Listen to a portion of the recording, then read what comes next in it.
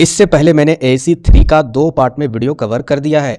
अगर आप रिवीजन के तौर पर देखना चाहते हो तो चैनल के प्लेलिस्ट में जाइए, आपको वीडियो मिल जाएगी, या फिर इसी वीडियो के डिस्क्रिप्शन में लिंक डाल दी गई है, उससे भी जाकर आप रिवाइज कर सकते हो। बहुत ही आसान तरीके से मैंने कवर कर दिया है। आज के वीडियो में हम लोग क्या करेंगे, सबसे पहला जो क्वेश्चन है वो आपका समास का है।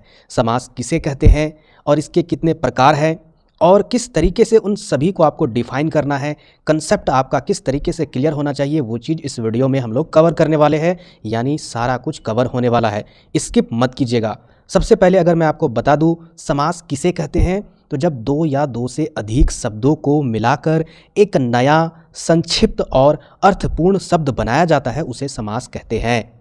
यानी समास में क्या होता है कि 2 या 2 से अधिक शब्द को मिलाकर एक नया शब्द का निर्माण किया जाता है। वो छोटा भी हो सकता है या हो सकता है वह बड़ा भी हो सकता है। इसके अलावे उसका कहीं ना कहीं एक नया अर्थ भी निकलता है, उसी को ही समास कहा जाता है। उदाहरण के तौर पर यहाँ पर देखिए, एक शब्द क्या है आपका राजपुत्र और दूसरा शब्द क्या आपका नीलकमल। अब दोनों को अगर थोड़ा सा देखिएगा, ध्यान से समझिएगा, तो यहाँ पर 2 शब्द मिलकर आ रहा है, यानी एक राजा और दूसरा पुत्र, यानी 2 शब्दों को मिलाकर यहाँ पर एक तीसरा शब्द बनाया गया है जिसे ही समास शब्द कहेंगे, यानी राजपुत्र। इसके अलावे यहाँ पर देखिए नील कमल, यहाँ पर 2 शब्द क्या है आपका, एक नील है और दूसरा कमल है, यानी जो कमल नीला है, तो यहाँ पर ये जो शब्द है वह समास कहलाता है। तो समझ गए होंगे समास किसे कहते हैं।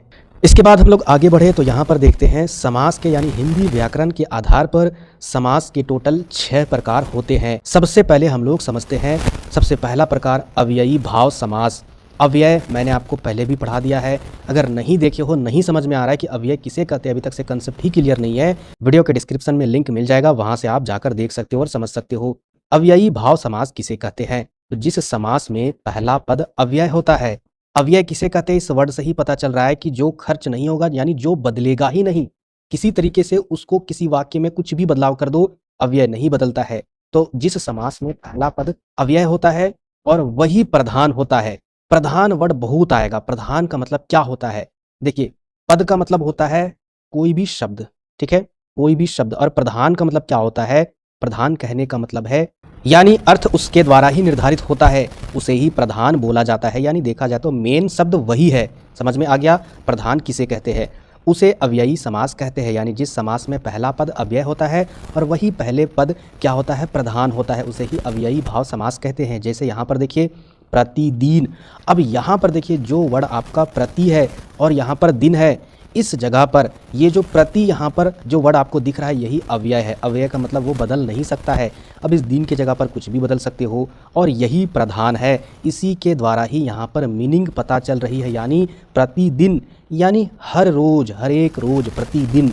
अब प्रति का मतलब क्या होता है, प्रति का मतलब होता है एक एक। अब इस दिन के जगह पर हम दूसरे शब्द को भी रख दे तो भी यहाँ पर प्रति में कोई भी बदलाव नहीं होगा। प्रतिदिन के जगह पर अगर हम रख देते हैं मान, तो यहाँ पर ये वर्ड क्या हो जाएगा, प्रतिमान। तो कहीं ना कहीं प्रतिमान का एक अलग अर्थ निर्धारित होता है, लेकिन प्रति जो है वह बदला नहीं। तो इस तरीके का जो भी अगर वर्ड आएगा उसे ही अव्ययी भाव समास कहेंगे। इसके अलावे यहाँ पर देखिए यथाशक्ति, यथा जो वर्ड है यही अव्यय पद है और यही पद प्रधान है। यानी यथा का मतलब होता है जैसा और यहाँ पर शक्ति, तो यथाशक्ति या फिर यथासंभव, यानी जैसा संभव हो, जैसी शक्ति हो। तो ये जो है ना वो फिक्स है, ये बदलेगा ही नहीं, यहाँ कुछ भी चीज़ बदल सकते हैं। तो अव्ययी भाव समास आप समझ गए होंगे, जिसका पहला पद अव्यय होता है और वही पद प्रधान होता है, यानी उसी से ही मीनिंग निर्धारित होती है। चलिए आगे देखते हैं नेक्स्ट आपका। अच्छा, एक और उदाहरण यहाँ पर छूट गया है, जैसे कि आजन्म। अब यहाँ पर ये जो वर्ड है आ, ये भी एक अव्यय शब्द है। जन्म के जगह पर आप लगा दो सफल, है ना, तो भी यह बदलेगा नहीं, कहीं ना कहीं यह एक अव्ययी है, इसलिए यह एक अव्ययी भाव समास कहलाएगा। चलिए आगे बढ़ते हैं, और यही प्रधान होता है, यानी इसी से ही मीनिंग निकलती है। इसके बाद हम लोग समझेंगे दूसरा टाइप तत्पुरुष समास, यानी जिस समास में उत्तर पद प्रधान होता है और पहले पद से उसका संबंध कारक के द्वारा होता है, उसे तत्पुरुष समास कहते हैं। अब यहाँ पर देखिए उत्तर पद का मतलब होता है बाद वाला पद क्या होता है, प्रधान होता है। अब यहाँ पर उदाहरण के तौर पर देखिए तो यहाँ पर क्या लिखा हुआ है, राजपुत्र। अब यहाँ पर उत्तर पद कौन सा होगा, तो पुत्र होगा, और यही मेन मीनिंग डिफाइन करता है। अब इसका जो संबंध होता है यहाँ पर देखिए पहले पद से उसका संबंध कारक के द्वारा होता है। अब इसका जो संबंध होता है पहले पद से किसके द्वारा संबंध होता है, कि कारक के द्वारा ही होता है। चाहे कहीं पर का होगा, कहीं पर के होगा, कहीं पर के लिए होगा, या फिर कहीं पर को होगा। इस तरीके से अलग अलग तरीके से यहाँ पर कर्म कारक के द्वारा संबंध होगा, या फिर करण कारक के द्वारा, या फिर संप्रदान, या फिर अपादान, या फिर संबंध। इस तरीके से कहीं ना कहीं जो पहला पद है वह दूसरे पद के साथ संबंध होगा, यानी कारक चिन्ह बीच में जरूर होगा, इतना समझ लीजिए। जैसे कि यहाँ पर देखिए गंगा जल, अब यहाँ पर ये जो जल है वह उत्तर पद है, यानी यही प्रधान है। अब किसका जल? तो गंगा का जल। तो इसके साथ किस टाइप से कनेक्शन यहाँ पर बनता है? इस का के साथ, यानी कहीं ना कहीं कारक चिन्ह के द्वारा यहाँ पर संबंध को दर्शाया गया है। इसके बाद विद्यालय की अगर बात करें तो यहाँ पर देखिए विद्या का आलय, यानी विद्या जो है वह इसके साथ जो प्रधान पद है इसके साथ का के साथ संबंध स्थापित करता है, यानी कारक के साथ, कारक चिन्ह के साथ। तो इस तरीके से यह तत्पुरुष समास हुआ। इसके बाद जो तीसरा प्रकार है कर्मधारय समास, जिस समास में दोनों पद समान अवस्था में हो, चाहे वो पहला पद हो या फिर पहला शब्द हो या फिर दूसरा शब्द हो, दोनों पद क्या होंगे? समान अवस्था में होंगे, तथा पहला पद दूसरे की विशेषता बताए, यानी जो पहला पद होगा वह दूसरे पद की विशेषता बताएगी, यानी पहला शब्द दूसरे शब्द की विशेषता बताएगी, उसे ही कर्मधारय समास कहते हैं। जैसे यहाँ पर देखिए ये दूसरा शब्द है कमल, पहला नीला है, तो कमल की विशेषता यानी यहाँ पर नीले द्वारा बताई जा रही है, यानी नीला है जिसका कमल। तो इस तरीके से अच्छा इसका कर्म भी निर्धारित है, इसका कर्म क्या है कि यह नीला है, इस कारण से ही इसे नीलकमल बोला जाता है। तो यह कर्मधारय समास में आ जाता है और दोनों पद समान होंगे। इसके अलावा महापुरुष यानी महान और पुरुष दोनों पद समान अवस्था में है, और साथ ही साथ देखिए पुरुष की महानता बताई जा रही है महान शब्द से, यानी इसकी विशेषता बताई जा रही है। या फिर दूसरे शब्द में बोले तो पुरुष का जो कर्म है यानी उसका कर्म धारण क्या हो रहा है कि वह महान व्यक्ति है। तो इस तरीके से भी आप जान सकते हो कि यह कर्मधारय समास है। इसके अलावा लाल गुलाब, यानी जो गुलाब लाल है, तो ये हो गया आपका कर्मधारय समास। इसके बाद हम लोग आगे बढ़ते हैं द्वंद्व समास। अब यहाँ पर क्या होगा वो ध्यान से समझिएगा। जिस समास में दोनों पद समान महत्व रखते हो और उनके बीच, और ये वर्ड ध्यान से समझिएगा, उनके बीच क्या होगा? जब उसकी विग्रह करोगे, विग्रह का मतलब एक शब्द को तोड़ दोगे, ठीक है, अलग अलग शब्द में उसका विग्रह करोगे तो बीच में और या फिर या रहेगा, ठीक है, और या फिर या का भाव वहाँ पर उत्पन्न होगा, उसे ही द्वंद्व समास कहते हैं। उदाहरण के तौर पर अगर देखें तो यहाँ पर देखिए राम श्याम।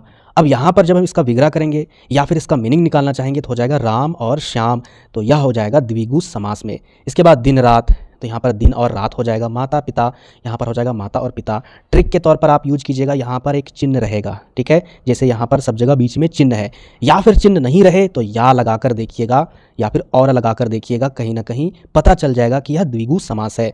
आगे बढ़ते हैं नेक्स्ट आपका, और नेक्स्ट क्या है? बहुब्रीहि समास। तो जिस समास में कोई भी पद प्रधान नहीं होता है, इसमें कोई भी पद प्रधान नहीं होता, इसका मतलब भाई उसको अगर आप विग्रह करोगे, जैसे नीलकंठ है, अब इसमें क्या है? एक नील वर्ड है यानी नीला, ठीक है, मान के चलिए एक कलर की बात हो रही है नीला, इसके बाद दूसरा शब्द क्या है? कंठ। ये दोनों से आप मीनिंग नहीं निकाल सकते हो। प्रधान का मतलब वही होता है मीनिंग निकालना। तो यहाँ पर क्या है? दोनों पद प्रधान नहीं होते हैं, बल्कि पूरा शब्द किसी तीसरे अर्थ का बोध करता है। ये जो पूरा शब्द जो है ना वो किसी कहीं ना कहीं तीसरे मीनिंग को निर्धारित करता है, उसे बहुब्रीहि समास कहते हैं। जैसे कि नीलकंठ, अब नीलकंठ इसको अगर विग्रह करोगे तो जिसका कंठ नीला है, तो यह तीसरे शब्द को क्या बोध कर रहा है कि नीला जिसका कंठ है वह शिव जी है। तो इस तरीके से बहुब्रीहि समास में कोई भी पद प्रधान नहीं होता है, बल्कि पूरा शब्द किसी तीसरे अर्थ का बोध कराता है। इसके बाद देखिए चतुरानन यानी चार मुख वाला। तो चार मुख वाला कौन है? तीसरा जो यहाँ पर शब्द का जो बोध हो रहा है वो आपका ब्रह्मा है। इसके अलावा पीताम्बर यानी पीला वस्त्र धारण करने वाला कौन है? तो ये तीसरा यहाँ पर मीनिंग का बोध हो रहा है कृष्ण। तो इस तरीके से बहुब्रीहि में बहुत सारे आते हैं। दशानन भी आप यहाँ पर ऐड कर सकते हो, यानी जिसके 10 सिर है। तो 10 सिर वाले कौन थे? रावण। तो इस तरीके से बहुब्रीहि समास आप समझ गए होंगे। इसके बाद हम लोग समझते हैं नेक्स्ट आपका द्विगु समास। द्विगु समास क्या होगा? तो जिस समास का पहला पद संख्या होता है और उससे समूह या परिमाण का बोध होता है उसे द्विगु समास कहते हैं। पहला पद संख्या होगा, पहले ही पद, जैसे कि पंचवटी। अब इसमें देखिए 5 वृक्षों का समूह, यानी पहला पद ये संख्या का बोध करा दिया गया। तो इस तरीके से पहला पद अगर संख्या रहे, एक ट्रिक के तौर पर यूज कीजिएगा कि हाँ वह द्विगु समास में चला जाएगा। त्रिलोकी यानी 3 लोकों का समूह, तो ये भी चला जाएगा द्विगु समास में। ध्यान रखिएगा, जैसे यहाँ पर भी तो संख्या है, यहाँ पर देखिए इस जगह पर भी बहुब्रीहि समास में चतुरानन, इसका मतलब 4 मुख वाला। अब यहाँ पर भी संख्या है, तो क्या हम उसे द्विगु समास में ले जाएंगे? नहीं, बशर्ते कि यहाँ पर कोई तीसरा अर्थ ना निकले, तीसरा मीनिंग ना निकले। ध्यान में ये चीज़ रखे रहिए। तो इस तरीके से समास के बारे में हमने आपको डिटेल से बता दिया। अगर आपको समझ में नहीं भी आया है तो एक आध बार आप रिवाइज करके देख सकते हो दोबारा। इसके बाद हम लोग आगे बढ़ते हैं। नेक्स्ट आपका संधि किसे कहते हैं और इसके कौन कौन से टाइप होते हैं, इसे समझना बहुत ही ज़्यादा इंपॉर्टेंट है। ये आपके हर एक एग्जाम के लिए मोस्ट इंपॉर्टेंट बन जाता है और ऐसा कोई भी नहीं बताएगा, किसी वीडियो लेक्चर में आपको नहीं मिलेगा, खास करके ग्रेजुएशन वाले वीडियो लेक्चर में। सबसे पहले समझते हैं संधि किसे कहते हैं।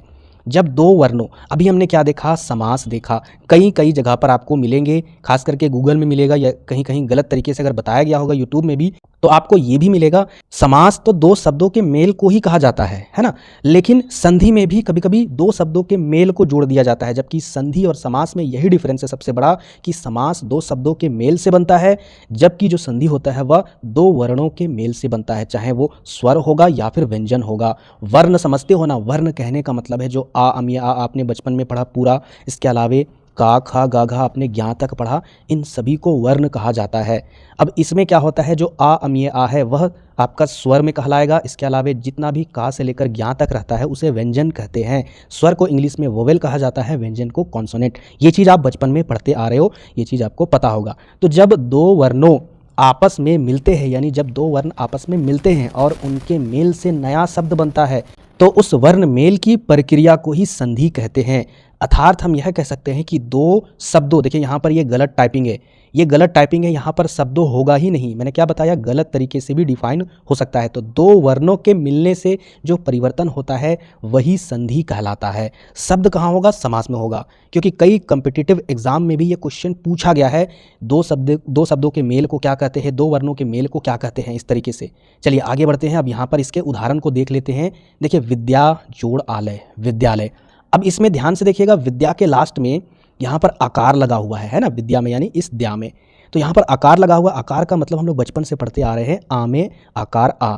अब यहाँ पर ये एक स्वर है, फिर यहाँ पर प्लस, अब फिर यहाँ पर भी एक स्वर है, यानी पहले शब्द का लास्ट वाला में आपको देखना है और दूसरे शब्द का शुरुआत वाले में आपको देखना है। दोनों को मिलाकर देखिए तो यहाँ पर स्वर्ण और स्वर्ण को मिलाया गया, तो कहीं ना कहीं यानी दो वर्ण को मिलाया गया और यहाँ पर क्या बना, विद्यालय बना। कभी भी किसी स्टूडेंट को ये डिफाइन मत कीजिएगा कि विद्या और आलय मिलकर विद्यालय बना है, ये गलत है। यहाँ पर संधि है, यहाँ पर आखिरी वाला जो वर्ड है, आखिरी वाला जो वर्ण है स्वर्ण, ठीक है, और यहाँ पर दूसरे शब्द का जो पहला वाला जो वर्ण है यानी स्वर, दोनों को मिलाकर विद्यालय का निर्माण किया गया है। समझ में आया? बाकी तो सारे शब्द ऑटोमेटिक जुड़ जाते हैं नियम कानून से। इस तरीके से यहाँ पर देखिए, देव प्लस इंद्र देवेंद्र बन गया। अब आगे जो भी कन्फ्यूज़न है वो प्रकार में कन्फ्यूज़न सारे दूर हो जाएंगे। अब समझते हैं संधि के प्रकार। तो संधि के प्रकार यहाँ पर तीन प्रकार के होते हैं, स्वर संधि, दूसरा व्यंजन संधि, तीसरा विसर्ग संधि। यहाँ पर स्वर संधि को थोड़ा सा अच्छे से पढ़ना होगा, व्यंजन संधि ज़्यादा टफ नहीं है, ना ही विसर्ग संधि है, इसीलिए सबसे इंपॉर्टेंट यही हो जाता है। सबसे पहले देख लेते हैं स्वर संधि किसे कहते हैं। जब स्वर प्लस स्वर, यानी इसका मतलब क्या हुआ कि दो स्वर के मिलने से परिवर्तन होता है, उसे स्वर संधि कहते हैं। अब यहाँ पर देखिए, स्वर संधि के टोटल 4 प्रकार होते हैं। सबसे पहला है आपका दीर्घ संधि। अब बोलिएगा कि इसका उदाहरण नहीं बताया स्वर संधि का। देखिए, स्वर और स्वर को मिला लीजिए, यहीं पर उदाहरण यहाँ पर मैंने आपको पहले ही दे दिया है। यहाँ पर क्या है, आखिर में अमीय आ है, फिर यहाँ पर शुरुआत में यहाँ पर भी अमीय आ है, ये दोनों तो स्वर है, तो ये भी उदाहरण वहाँ पर डाल सकते हो। ठीक है, यहाँ पर कंसेप्ट क्लियर होना सबसे इंपॉर्टेंट है। तो चलिए दीर्घ संधि के बारे में देख लेते हैं कि दीर्घ संधि है क्या। देखिए, एक जैसे स्वरों को मिलने से, यानी एक जैसे जो स्वर होते हैं उसके मिलने से जब उनका बड़ा यानी दीर्घ रूप बनता है, वही दीर्घ संधि कहलाता है। जैसे एक जैसे स्वर कहने का क्या मतलब हुआ, एक जैसे स्वर यानी आ शुरुआत वाले शब्द में हो और दूसरे वाले शब्द में भी आ हो, तो यहाँ पर दीर्घ यानी इसका बड़ा वाला स्वर लगेगा, उसी को ही दीर्घ रूप बोला गया है। यहाँ पर भी सेम, तो यहाँ पर दीर्घ लगेगा। यहाँ पर भी देखिए, ये दीर्घ नहीं है, दीर्घ समझते हो ना, हर्षई दीर्घई, तो दीर्घ यानी बड़ा वाला, यहाँ पर भी लगेगा बड़ा वाला। यहाँ तो ऑटोमेटिक बड़ा है तो यहाँ पर भी बड़ा। ये हर्षव है तो यहाँ पर दीर्घव लगेगा। फिर यहाँ पर देखिए, अच्छा यहाँ पर दीर्घव भी रहेगा तो भी दीर्घव लगेगा, री रहे तो भी री लगेगा। तो ये हम क्या पढ़ रहे थे, दीर्घ संधि। इससे आप ये चीज़ अनुमान लगा सकते हो कि जब भी अगर एक जैसे स्वर मिलते हैं तो वहाँ पर दीर्घ रूप लगता है स्वर का। जैसे उदाहरण के तौर पर सबसे पहला उदाहरण है विद्या प्लस आलय। यहाँ पर क्या है आपका स्वर में अमीय आ, फिर यहाँ पर क्या है, यहाँ पर भी अमीय आ सेम है, तो इसका दीर्घ क्या होगा भाई, अमीय आ ही ना होगा। तो इसलिए यहाँ पर विद्यालय यानी द्या के जगह पर आगे अमीय आ लगाया गया है, यानी आकार लगाया गया है। इसके बाद दूसरे नंबर पर देखिए देव प्लस आलय। जैसे आपको लिखना है का, ठीक है, तो ये कैसे होगा, आधा का प्लस आ, समझ में आया। इसी तरीके से खा को भी लिखेंगे, गा घा पूरा ज्ञा तक इसी टाइप से लिखेंगे। तो यहाँ पर आप देखिए, यहाँ पर देव है तो बहुत सारे स्टूडेंट को लगेगा कि वाह तो ये आपका व्यंजन है, नहीं, वाह आधा है प्लस इस जगह पर आ है। ये चीज़ माइंड में रखे रहिएगा। जब आधा आ है इसका मतलब ये भी स्वर, फिर यहाँ पर आकार है यानी ये भी स्वर। अब इसमें क्या लगेगा, दीर्घ वाला लगेगा यानी आ में आकार, तब ना यहाँ पर हो गया देवालय यानी वाह में आकार लग गया। इसके बाद हम लोग आगे देखिए, नेक्स्ट आपका गिरी ईश। अब यहाँ पर क्या है, रा में हर्षई है यानी हम इसे ऐसे भी लिख सकते हैं, रा प्लस ये हर्षई, ठीक है। अगर हम इसे ऐसे कर देंगे तो ये दीर्घई हो जाएगा, तो हम इसको ऐसे नहीं करते हैं। अब यहाँ पर क्या हो जाएगा, यहाँ पर भी दीर्घई हो जाएगा, तो यानी यहाँ पर क्या होगा, दीर्घई होगा ग्रीस में। क्यों, क्योंकि यही मात्रा लगेगी यानी दीर्घ मात्रा लगेगी यानी दीर्घ वाला ही वर्ण लगेगा। अब आते हैं नेक्स्ट टाइप में, ये तो समझ में आ गया। गुण संधि। गुण संधि किसे कहते हैं, देखिए जब आ या फिर अम्य आ, यहाँ पर ये ऑब्लिक दिया है, इसका मतलब दोनों में से कोई भी हो सकता है, प्लस ई या फिर ये दीर्घई हर्षौ दीर्घौ या फिर री मिलने पर क्रमशः ए या फिर ओ या फिर आ आधा रा बनता है। देखिए ध्यान से समझिएगा इस बात को। तो अगर आ, ठीक है, प्लस ई रहे तो ये बनता है ए, दिमाग में रखे रहिएगा। इसके अलावे अगर आ प्लस ऊ रहे तो ये बनता है ओ, ठीक है। वही चीज़ यहाँ पर एक लाइन में लिखी गई है। इसी तरीके से अगर हम लोग लेते हैं आ, ठीक है, अच्छा इस जगह पर हमें आकार आ भी हो सकता है ओब्लिक देकर, कोई दिक्कत नहीं। इसके बाद आ फिर ओब्लिक आ में आकार आ प्लस री रहेगा, ठीक है, री रहेगा, तो उस जगह पर इसके बराबर में लिखेंगे आ आधा रा। समझ में आया। तो इस तरीके से ये गुण संधि में नियम होते हैं। उदाहरण के तौर पर देखिए, देव प्लस इंद्र। अब यहाँ पर वा में क्या है, आ है, ठीक, फिर प्लस यहाँ पर ये क्या है, हर्षई। अब ये बनेगा क्या, ए बनेगा ना, अभी मैंने आपको बताया था ए, और ए का मतलब क्या होता है, ये होता है, आय का मतलब ये होता है, तो ए ये वाला लगेगा, इसलिए यहाँ पर देखिए वा के ऊपर में ये वाला लगा हुआ है। इसके बाद नेक्स्ट अगर उदाहरण की अगर बात करें, महा प्लस उत्सव। अब यहाँ पर देखिए आकार है महा के जगह पर, फिर प्लस यहाँ पर क्या है, हर्षौ है। अब यहाँ पर देखिए आकार और हर्षौ मैंने आपको क्या बताया था, ओ बनेगा, और यहाँ पर हा में भी ओ लगा है यानी महोत्सव। इसी तरीके से यहाँ पर देखिए महर्षि है, तो यहाँ पर क्या है, महा के जगह पर आकार है प्लस यहाँ पर री है ना, तो री और आ दोनों मिलकर क्या बनेगा, आ आधा रा यानी महर्षि। अब यहाँ पर देखिए आ तो लग गया हा के जगह पर, यानी आधा हा तो नहीं है ना, पूरा हा है, तो यहाँ पर क्या है, आ है, और रा जो है वो ऊपर में लग गया यानी महर्षि हो गया, क्योंकि आधा रा यहाँ पर बताया गया है। तो इस तरीके से ये हो गया गुण संधि, है ना। अब हम लोग आगे बढ़ते हैं और समझते हैं वृद्धि संधि। अब वृद्धि संधि क्या होता है वो देखिए, जब आ या फिर अम्य आ प्लस ए ऐ ओ औ मिलने पर ए या फिर औ बनते हैं। देखिए आ या फिर आ रहे, और अगर ए के साथ मिलेगा तो कहीं ना कहीं ये ऐ बनते हैं, और अगर ऐ या फिर ओ के साथ या फिर औ के साथ अगर मिलेगा तो यह औ बनता है। जैसे भी उदाहरण के तौर पर समझ जाइएगा, यहाँ पर क्या है, राजा प्लस ऐश्वर्य, यहाँ पर क्या है, राजा के जगह पर आ में आकार प्लस यहाँ पर ये क्या है, ऐ है, तो यह दोनों मिलकर क्या बनेगा, यहाँ पर ये बनेगा ऐ। समझ में आया ना, इसलिए यहाँ पर हो गया राजेश्वर, राजेश्वर्य। इसी तरीके से यहाँ पर भी क्या है, आ में आकार है प्लस यहाँ पर क्या है, ओ है ना, ओ, ये दोनों मिलकर क्या बनेगा, औ बनेगा यानी महोज, महाओज महोज, जैसा कि यहाँ पर नियम बता रहा है। चलिए इसके बाद हम लोग समझते हैं यण संधि। अब यण संधि क्या है वो देखिए, जब ई, ठीक है, यानी हर्षई दुर्गई हर्षौ दुर्गौ री स्वर के बाद कोई दूसरा स्वर आता है, यानी इन सभी के बाद कोई दूसरा स्वर आता है, कोई भी हो, जैसे कि यहाँ पर देखिए ये यहाँ पर ई या फिर दुर्गई, इसके जगह पर क्या होता है, कोई भी दूसरा स्वर आता है तो आगे चल के वह या बन जाता है। अभी उदाहरण के तौर पर मैं समझा रहा हूँ, जैसे यहाँ पर देखिए, यहाँ पर क्या है, अति, यानी यहाँ पर क्या है, ये हर्षई है, ठीक। अभी अति के बाद प्लस में क्या है, आगे आ है, यहाँ पर आ लग गया, कोई भी स्वर आता है उससे कोई दिक्कत नहीं, स्वर आना चाहिए, तो कोई भी स्वर आए और अगर ई या फिर दीर्घई रहे तो वह या बन जाएगा, यानी यहाँ पर आगे या बन जाएगा। अब यहाँ पर देखिए अति जोड़ अधिक, यहाँ पर क्या हो गया, अत्यधिक, या लगा ना, तो इस तरीके से नियम बताता है। अब यहाँ पर देखिए अगर ऊ या फिर दुर्गौ रहे तो वह वा में बदल जाता है, चाहे कोई भी स्वर हो। जैसे उदाहरण के तौर पर यहाँ पर देखते हैं, यहाँ पर क्या है, गुरु, यहाँ पर है आपका दुर्गौ, चाहे हर्षौ भी रहता चलता, प्लस फिर यहाँ पर क्या है, कोई भी स्वर हो, यहाँ पर आ में आकार है। अब यहाँ पर ये क्या में बदल जाएगा, वा में बदल जाएगा, देखिए गुरु आदेश, यहाँ पर हो गया गुरुआदेश। तो इस तरीके से नियम होता है। फिर आगे हम लोग देख लेते हैं, यहाँ पर क्या है, ये वाला री बदल जाता है रा में, ठीक है, रा में भी बदल सकता है या फिर त्रा में भी बदल सकता है, और भी नियम है। देखिए यहाँ पर तीसरा नंबर ये क्या है, री रा में बदलेगा। जैसे यहाँ पर देखिए पितृ, अब यहाँ पर देखिए, यहाँ पर ये है आपका त्रि, ये वाला त्रि के अलावे अगर ये री रहे तो सीधा रा में बदलेगा, लेकिन अगर त्रि रहे ता वाला तो हमेशा त्रा में बदलता है। चाहे वो कोई भी स्वर के साथ मिला हो। तो यहाँ पर ये क्या हो गया, पित्राज्ञा। जैसे यहाँ पर देखिए री रहे और कोई भी स्वर रहे तो रा में बदलता है, लेकिन अगर री रहे और ता या था रहे, यहाँ पर क्या है, री तो है, ये अधरा है जो है ना, इस टाइप से इसको री ही बोला जाता है, यही री बोला जाता है। तो ता के साथ रहे या था के साथ रहे तो याद रखिएगा उस सिचुएशन में त्रा होगा। जैसे यहाँ पर देखिए पितृ आज्ञा यानी पित्राज्ञा, मातृ आदेश यानी मात्रादेश, उसी जगह पर अगर सिर्फ री होता तो उस जगह पर रा लग जाता। समझ में आया? तो इस तरीके से मैंने आपको यड़ संधि भी बता दिया। ये तो हो गया सबसे पहला स्वर संधि का टाइप। अब समझते हैं दूसरा टाइप, व्यंजन संधि। जब एक शब्द के अंत का व्यंजन और दूसरे शब्द की शुरुआत का व्यंजन आपस में मिलकर थोड़ा बदल जाते हैं तो उसे व्यंजन संधि कहते हैं। यानी व्यंजन प्लस व्यंजन, व्यंजन संधि। मैंने बोला था ना ये आसान है, ज़्यादा टफ नहीं है। जैसे उदाहरण के तौर पर यहाँ पर देखिए सत्य, यहाँ पर ये क्या है, आधा ता है। अगर पूरा ता रहता, मान के चलिए ये आधा ता नहीं रहता, पूरा ता रहता, तो यहाँ पर एक स्वर आ जाता। कौन सा? आ जाता, क्योंकि यही तो होता है इसका विच्छेद। तो कहने का मतलब है यहाँ पर आधा ता है इसलिए यह व्यंजन हो गया, और यहाँ पर जा है तो यहाँ पर क्या हो जाएगा, ये व्यंजन। अब व्यंजन व्यंजन मिलकर यहाँ पर व्यंजन संधि बन गया ये, ठीक है, यानी सज्जन। इस तरीके से सम, फिर यहाँ पर ये क्या हो गया, माँ हो गया, इसके बाद यहाँ पर हो गया सम्मान। तो इस तरीके से व्यंजन और व्यंजन दोनों को मिला दिया जाता है तो वह व्यंजन संधि कहलाता है।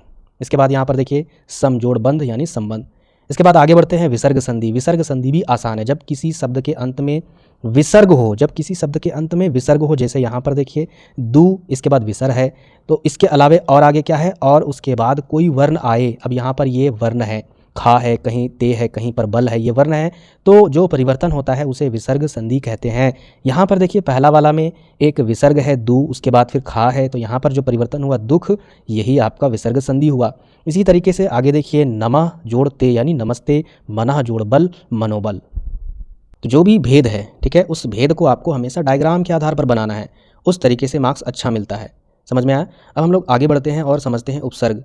इसमें क्या होगा कि आपका लॉन्ग क्वेश्चन नहीं आएगा, लेकिन इसका कंसेप्ट क्लियर होना इंपॉर्टेंट है। क्यों? एक नंबर वाले क्वेश्चन में पूछ सकता है, ज़्यादा इंपॉर्टेंट है एक नंबर वाले क्वेश्चन के लिए, इसीलिए कंसेप्ट को क्लियर रखिएगा।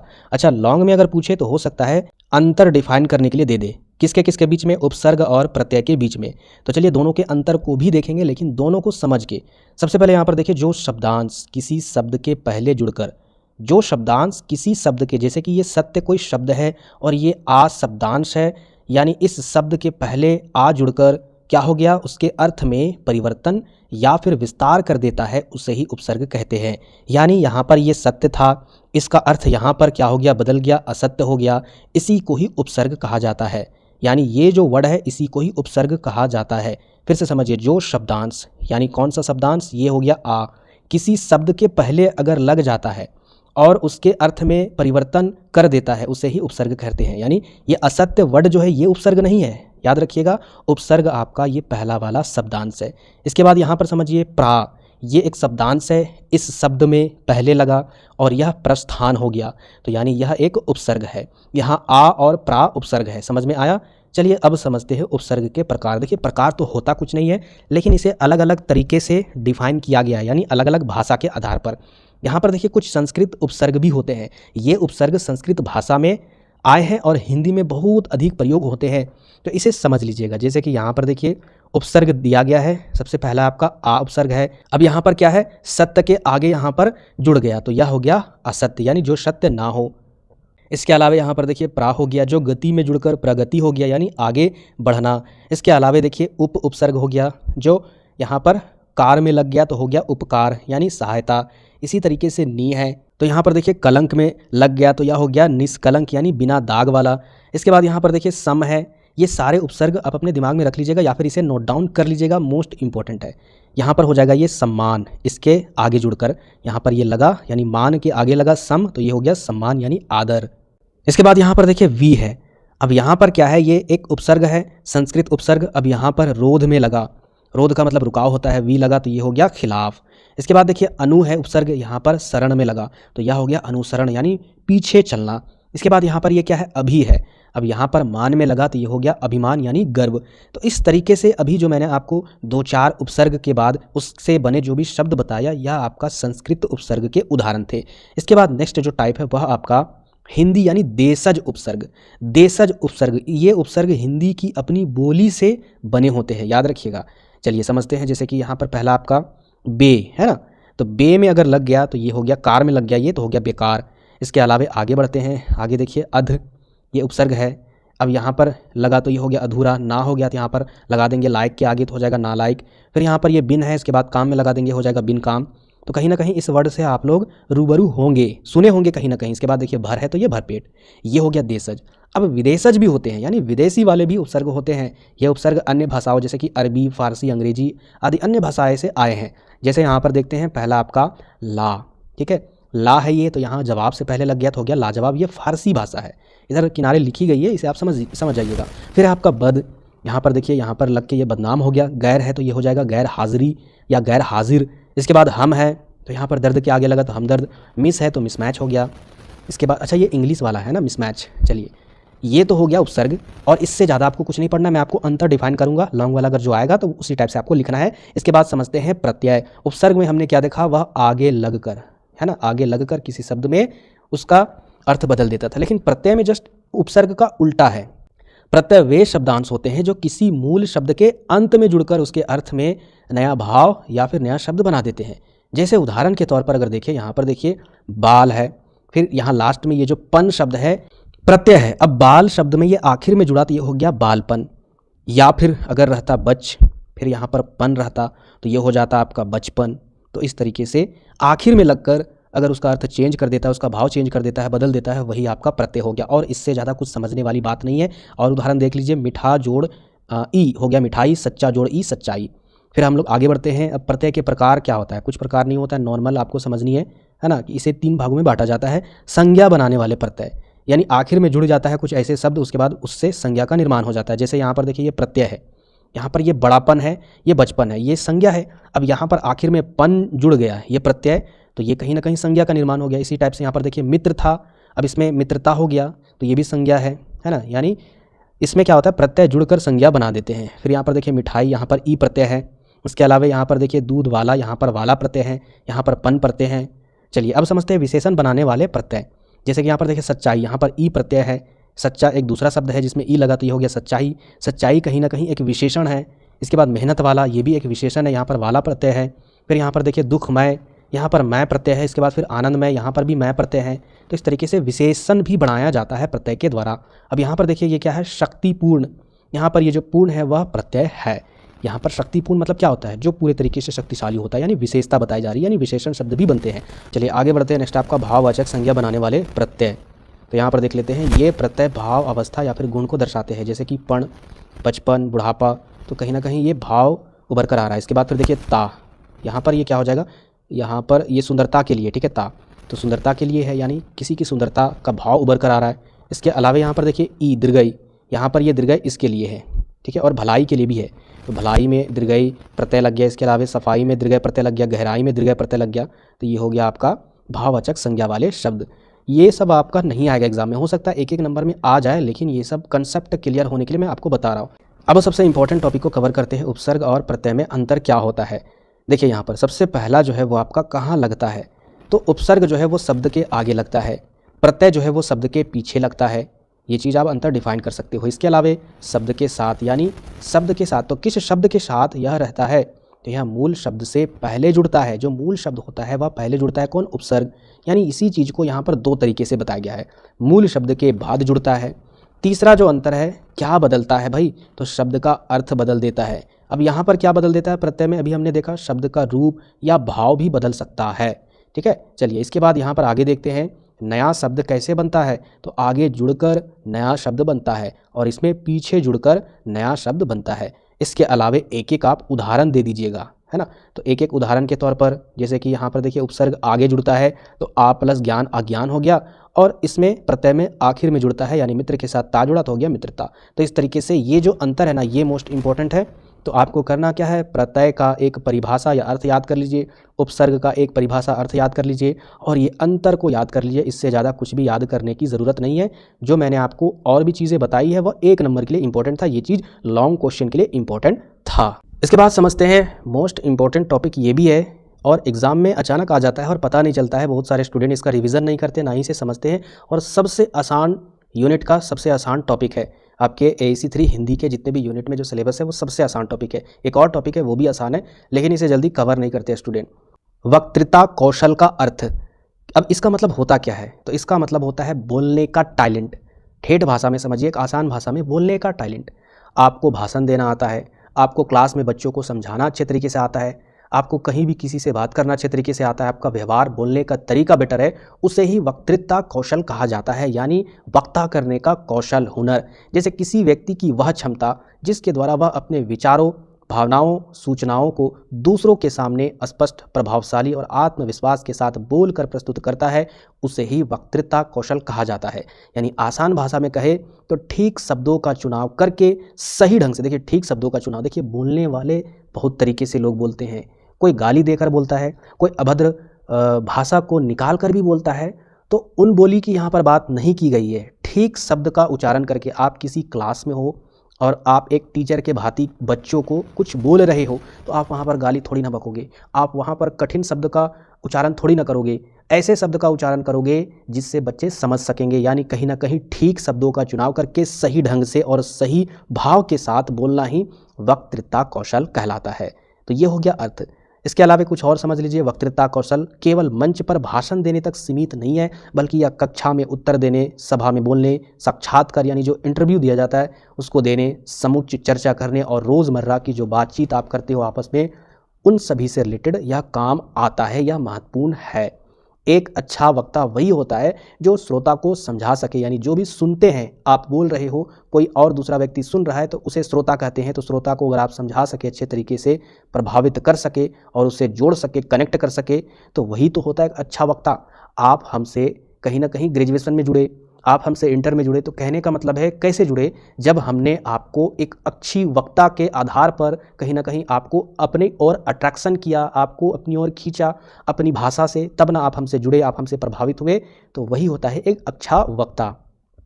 अब समझते हैं वक्तृता कौशल के घटक क्या होते हैं।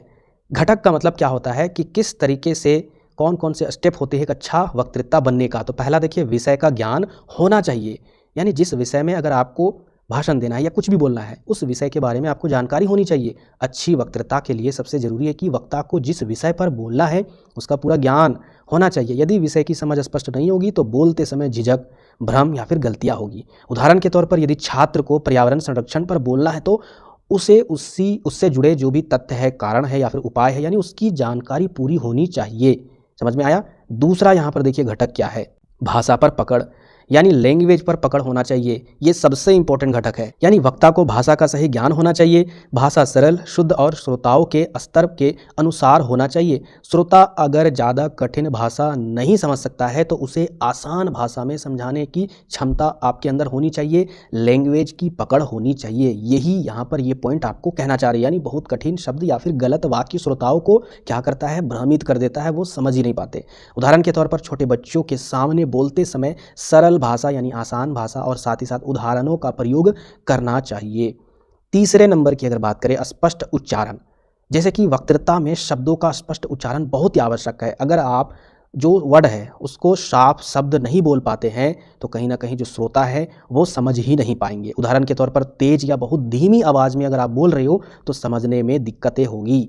इसके अलावा देखिए फोर्थ घटक क्या है आपका, आवाज़ का उतार चढ़ाव, यानी एक ही स्वर में बोलने से भाषण उबाऊ हो जाता है। अच्छे वक्ता अपनी आवाज़ में उतार चढ़ाव लाते हैं। कहने का मतलब है आप गए क्लास में बच्चों को पढ़ाने के लिए, अब पढ़ाने के लिए गए, अब क्या कर रहे, किताब निकाले, खोले और एक ही बार में सीधा एकदम पूरा तर तर तर तर तर तर तर तर पढ़ रहे हैं, तो उससे बच्चे कुछ नहीं समझेंगे। आपकी आवाज़ में उतार ना चढ़ाव है, ना ही आपकी आवाज़ में कहीं ब्रेक है, तो कहीं ना कहीं इस तरीके से गलत परफॉर्मेंस होगा आपकी वक्तृता में। इसीलिए एक ही स्वर में बोलने से भाषण, चाहे वो लेक्चर हो चाहे कुछ भी हो, उबाऊ हो जाता है, बोरिंग हो जाता है। अच्छे वक्ता अपनी आवाज़ में उतार चढ़ाव लाते हैं, कभी जोर देकर कभी धीरे बोलना बात को प्रभावशाली बनाता है। इसके अलावा सबसे इम्पोर्टेंट है कॉन्फिडेंस यानी आत्मविश्वास। आत्मविश्वास वक्तृता का सबसे महत्वपूर्ण घटक है। यदि वक्ता आत्मविश्वास से बोलेगा तो श्रोता भी उसकी बात पर विश्वास करेंगे। मान के चलिए जो मैं आपको टॉपिक पढ़ा रहा हूँ, अगर उस टॉपिक में मेरी आवाज़ में ही कॉन्फिडेंस नहीं है तो आपको कैसे भरोसा होगा, ट्रस्ट होगा कि मेरे द्वारा बताया गया क्वेश्चन का आंसर सही है। तो इसीलिए कॉन्फिडेंस जरूर होनी चाहिए, ये भी एक इम्पॉर्टेंट घटक है। उदाहरण के तौर पर डरते हुए या हकलाते हुए बोलने से क्या होगा, प्रभाव जो है वो कम होगा। आप वीडियो को ही छोड़कर चले जाओगे, आपको समझ में ही नहीं आएगा। आखिर आप जो कमेंट करते हो उसका रीज़न क्या है, क्योंकि कॉन्फिडेंस है इसलिए। अगर कॉन्फिडेंस डाउन होता, समझा ही नहीं पाता, तो कहीं ना कहीं कमेंट की तो बात छोड़िए, कहीं ना कहीं व्यूज़ ही नहीं आते। तो इस तरीके से कॉन्फिडेंस भी इंपॉर्टेंट है। मैं आपको समझाने के लिए ये सारा उदाहरण ले रहा हूँ ताकि आपके दिमाग में फिट बैठ सके। इसके अलावा शारीरिक हाव भाव, जैसे कि आप मेरे सामने होते, मैं आपको लेक्चर देता, तो बोलते समय चेहरे का भाव जो है, एक्सप्रेशन जो है, आंखों का जो संपर्क है और हाथों का जो इशारा है वो भी बहुत महत्वपूर्ण रखते हैं।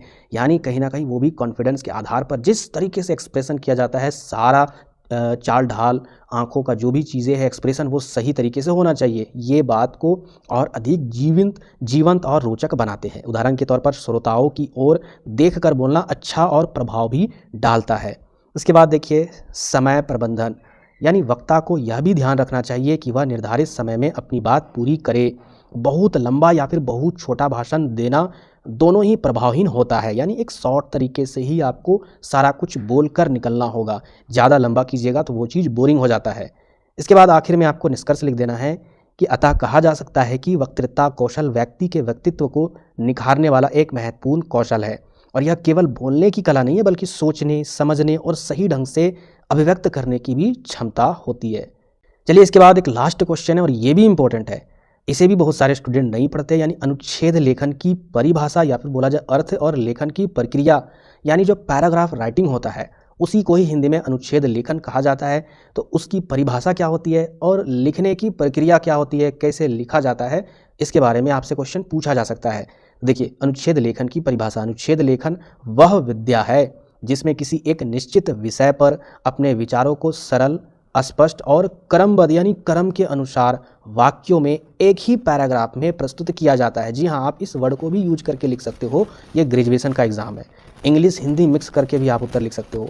फिर से समझिए अनुच्छेद लेखन क्या होती है। यह एक प्रकार का विद्या है जिसमें किसी एक निश्चित विषय पर यानी किसी एक फिक्स विषय पर क्या किया जाता है, अपने विचार यानी आपका जो विचार होता है उसको आसान यानी सरल, स्पष्ट और क्रमबद्ध यानी क्रम के अनुसार वाक्यों में केवल और केवल एक ही पैराग्राफ में प्रस्तुत किया जाता है या फिर लिखा जाता है। अनुच्छेद के सभी वाक्य आपस में क्या होते हैं, एक दूसरे से कनेक्टेड रहते हैं यानी जुड़े होते हैं और मिलकर उस विषय का पूरा भाव स्पष्ट करते हैं। तो उसे ही अनुच्छेद लेखन कहा जाता है।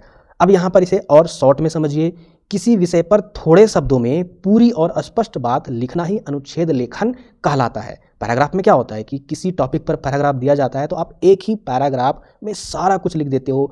उसमें आप उसके बारे में इंट्रोडक्शन दे देते हो, आप उसके बारे में कुछ और परिचय लिख देते हो और उसी में निष्कर्ष भी मार देते हो एक ही पैराग्राफ में। तो वही होता है अनुच्छेद लेखन। अब इसकी विशेषता के बारे में भी देख लेते हैं कुछ। देखिए अनुच्छेद का विषय एक ही होता है, सभी वाक्य आपस में जुड़े हुए होते हैं, भाषा सरल और शुद्ध होती है, विचारों में क्रम और स्पष्टता होती है, अनुच्छेद छोटा लेकिन अर्थपूर्ण होता है जिससे पढ़ने वाला अच्छे तरीके से समझ सके। अब समझते हैं अनुच्छेद लेखन की प्रक्रिया। सबसे पहली जो प्रक्रिया यानी किन किन प्रक्रियाओं से गुजरना पड़ता है या फिर कैसे लिखा जाता है अनुच्छेद लेखन, वो क्या क्या महत्वपूर्ण टॉपिक है वो समझिए। विषय का चयन और समझ होनी चाहिए। सबसे पहले उस विषय को ध्यान से पढ़ना और समझना चाहिए कि जिस पर अनुच्छेद लिखना है। आपको समझ में ही नहीं आ रहा है उस विषय के बारे में तो आप अनुच्छेद के परिचय में ही अटक जाओगे। तो ये चीज़ इंपॉर्टेंट है, यह समझना जरूरी है कि विषय क्या कहना चाहता है और हम उसके बारे में क्या लिख सकते हैं। उदाहरण के तौर पर देखिए, जैसे कि एक विषय है समय का महत्व, तो यह समझना होगा कि समय क्यों ज़रूरी है, समय का क्या परिचय है, इसका सही उपयोग क्या है और इसका दुरुपयोग क्या है। तभी आप समय के महत्व जो विषय है उसके बारे में लिख पाओगे। इसके बाद देखिए नेक्स्ट जो आपकी प्रक्रिया वाली जो बिंदु है, विचारों का संग्रह, यानी विषय समझने के बाद उससे जुड़े मुख्य विचारों को मन में या फिर कागज़ में कहीं भी नोट डाउन करते जाना है, यानी इकट्ठा कर लेना है। जैसे कि सबसे पहले आपको नोट डाउन करना है विषय का अर्थ क्या है, उससे जुड़ी मुख्य जो भी इंपॉर्टेंट बातें हैं उसे नोट डाउन करना है, उससे क्या नुकसान है, उससे क्या फ़ायदा है, और कहीं ना कहीं उससे रिलेटेड अगर आपको उदाहरण मिलते हैं तो भी उसको नोट डाउन कर लेना है। यह चरण अनुच्छेद को मजबूत बनाती है। इसके बाद देखिए नेक्स्ट आपका विचारों का क्रम बनाना, यानी विचार जो है, जो भी आप नोट डाउन किए हो उन सभी चीज़ों को आप शुरू से लिखते जा रहे हो। हर एक वाक्य को क्रम के अनुसार कनेक्टेड होना चाहिए ताकि पढ़ने वाले को किसी तरीके से वहाँ पर बोरिंग महसूस ना हो। अब इकट्ठा किए गए विचारों को सही क्रम में लगाना चाहिए। आमतौर पर अनुच्छेद में 3 भाग होते हैं। सबसे पहला क्या होता है भाई, प्रारंभ, यानी उसमें विषय का परिचय लिखा जाता है। दूसरा क्या है, मध्य भाग, यानी विषय का विस्तार किया जाता है। इसके अलावे अंत होता है जिसमें सार या फिर निष्कर्ष लिखी जाती है। यानी क्रमबद्ध विचारों से अनुच्छेद समझने में भी आसानी होती है। इसके बाद समझते हैं सरल भाषा में लेखन। ये तो सबसे इम्पोर्टेंट चीज़ है। आप हर चीज़, आपके अंदर में नॉलेज है, आप उस विषय के बारे में सब कुछ जानते हो, लेकिन जो आप पैराग्राफ लिखे हो, अनुच्छेद लेखन लिखे हो, आसान भाषा में लिखे ही नहीं हो तो भाई कौन पढ़ेगा, कौन समझेगा? कोई भी नहीं समझेगा, कोई भी नहीं पढ़ेगा। तो ये इंपॉर्टेंट है, यानी भाषा सरल और स्पष्ट हो, कठिन शब्दों से बचे। इसके अलावे छोटे और सीधे वाक्य लिखे। एक अच्छा अनुच्छेद वही होता है, यानी जो अच्छा पैराग्राफ वही होता है जिसे हर पाठक आसानी से समझ सके। तो ये हो गया आपका पॉइंट्स। 5वां नंबर देखिए, 5वां भी और भी पॉइंट्स है, कम से कम आप 6 पॉइंट जरूर याद कर लीजिएगा। उदाहरण का प्रयोग करना है पैराग्राफ में, यानी जहां आवश्यक हो छोटे छोटे उदाहरण जरूर दे। उदाहरण से बात जल्दी समझ में आती है और अनुच्छेद रोचक बनता है। जैसे समय का सही उपयोग करने वाला व्यक्ति जीवन में सफल होता है। ये तो उदाहरण हो गया, इसी टाइप से वहाँ भी देना चाहिए। चलिए इसके बाद नेक्स्ट पॉइंट, अनुच्छेद को संक्षिप्त में रखना है, यानी शॉर्ट में रखना है, ज़्यादा लंबा नहीं रखना है। जो भी चीज़ें जुड़ी हुई है उस विषय से उसी को ही लिखना है, उससे भड़काओ या फिर उससे दूसरे रिलेटेड चीज़ें नहीं लिखनी है। इसके बाद आगे देखिए, शुद्धता की जांच, यानी वर्तनी की गलती नहीं होनी चाहिए। इसके अलावा वाक्य सही है या फिर नहीं है ये भी जांच कर लेनी चाहिए। विचार स्पष्ट है या फिर नहीं है ये भी देख लेना चाहिए। गलतियों को सुधारने से अनुच्छेद और अच्छा बनता है, यानी एक बार लिखने से आपको छोड़ नहीं देना है, आपको देखना है बार बार पढ़कर कि क्या इसमें और ऐड किया जाए, क्या मिस्टेक है, क्या गलती है। लास्ट में आपको निष्कर्ष लिख देना है कि अनुच्छेद लेखन एक महत्वपूर्ण भाषा कौशल है। इससे विचार व्यक्त करने की क्षमता, भाषा पर पकड़ और लेखन कौशल विकसित होता है। यदि विषय को समझकर विचारों को क्रम में रखकर और सरल भाषा में लिखा जाए तो अनुच्छेद बहुत ही ज़्यादा प्रभावशाली बनता है। तो ये तो हो गया AC3 हिंदी का पूरा सिलेबस कंप्लीट। इसके अलावे जो भी इंपॉर्टेंट चीज़ें होगी मैं आपको नेक्स्ट वीडियो में कवर कर दूंगा। बाकी इतना पढ़ लीजिएगा, आपका काम बन जाएगा। लिखकर रिवाइज ज़रूर कीजिएगा। मिलते हैं फिर नेक्स्ट वीडियो में।